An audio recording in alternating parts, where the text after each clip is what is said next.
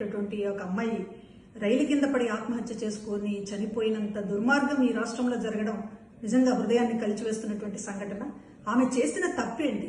జగన్మోహన్ రెడ్డి గారు తన పేరు మీద ఇంటి పట్టా ఇచ్చారని ఆ సభలో పట్టా తీసుకున్న ఆనందంతో మీడియాతో మాట్లాడుతూ నాకు చాలా సంతోషంగా ఉంది, జగనన్న గారు నన్ను ఆశీర్వదించి ఇచ్చారు, జగనన్న గారు నాకు ఇల్లు ఇచ్చారు అని తన ఉత్సాహాన్ని తన సంతోషాన్ని వ్యక్తం చేసినందుకు ఆమె పైన ఇష్టానుసారంగా ట్రోల్ చేస్తూ Janasena Telugu Desam party social media వాళ్ళు ఇష్టానుసారంగా ఆమె పైన ట్రోల్ చేసి ఒక అవమానకరమైనటువంటి పరిస్థితిని కల్పించడం వల్ల ఆ బిడ్డ తట్టుకోలేక రైలు కింద పడి ఆత్మహత్య చేసుకుంది. ఇద్దరు చిన్న పిల్లలు ఉన్నటువంటి తల్లి గీతాంజలి, భర్త, పిల్లలు ఉన్నటువంటిది.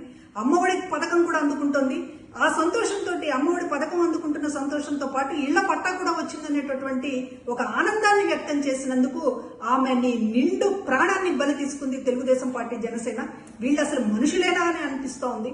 ఒక మహిళకి సంబంధించి ఇంత అండగా ఉన్నటువంటి ప్రభుత్వాన్ని చూసి ఓర్వలేక ఈరోజు జగన్మోహన్ రెడ్డి గారి మీద దాడి చేయడమే కాకుండా లబ్ధిదారులు సంతోషంతో 4 మాటలు మాట్లాడినందుకు చివరికి ఆ బిడ్డల్ని తల్లి లేని బిడ్డలుగా చేశారు. ఆమె నిండు జీవితాన్ని బలి తీసుకున్నారు.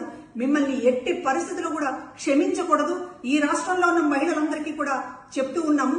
ఇటువంటి ఆమెని ఇష్టానుసారంగా రకరకాల అవమానకరమైనటువంటి పద్ధతిలో ప్రాణం తీసుకోవాలన్నంత హింస పెట్టినటువంటి ఈ పార్టీలను ఎక్కడ ఉంచాలో మహిళలు ఆలోచించమని చెప్పి కోరుతూ ఉన్నాం.